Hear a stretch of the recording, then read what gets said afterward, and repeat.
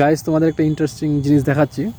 আর হচ্ছে আমি মার্কেট থেকে বেরিয়ে গেছিলাম, তারপরে দেখো মার্কেট কেমন মানে বিহেভিয়ার করে। তো চলো দেখাচ্ছি তোমাদের গাইস। দেখো গাইস, আমি কিন্তু এন্ট্রি করেছিলাম এইখানটায়, তোমাদের দেখাচ্ছি।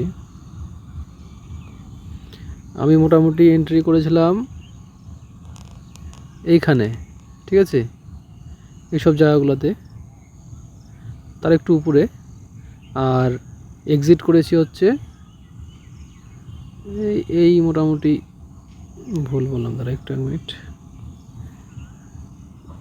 এই যেগুলাতে এক্সিট করে গেছি আমি কিন্তু, হ্যাঁ এই যেগুলাতে। হ্যাঁ, তো ভাবো এখন কিন্তু মার্কেট নেমেছে কোথায়, এইখানে। দাঁড়াও, মার্কেট নেমেছে কিন্তু এইখানটায়। তার মানে আরও 5% আমি পেতাম কিন্তু আর একটু হোল্ড করলে, তাই তো? আরও 5% পেতাম। তার মানে কি আমি বেরোয়েছি কত, 5%-এ ওই একটু সামথিং 5.80। তো তার মানে 10% নিয়ে বেরোতে পারতাম এখন বেরোলে, ঠিক আছে? মার্কেটের কথা বলা মুশকিল। আর তাছাড়া আমি এমনি তো বিকালবেলা বাড়ি থেকে বেরিয়েছিলাম মাঠের দিকে যাওয়ার জন্য, তো তার জন্য এমনি বেরিয়ে গেলাম, যে পরে আবার যদি দেখা গেলো মার্কেটে ঢুকতে ভুলে যায়, তখন দেখা গেলো স্টপ লস হিট করে দিল।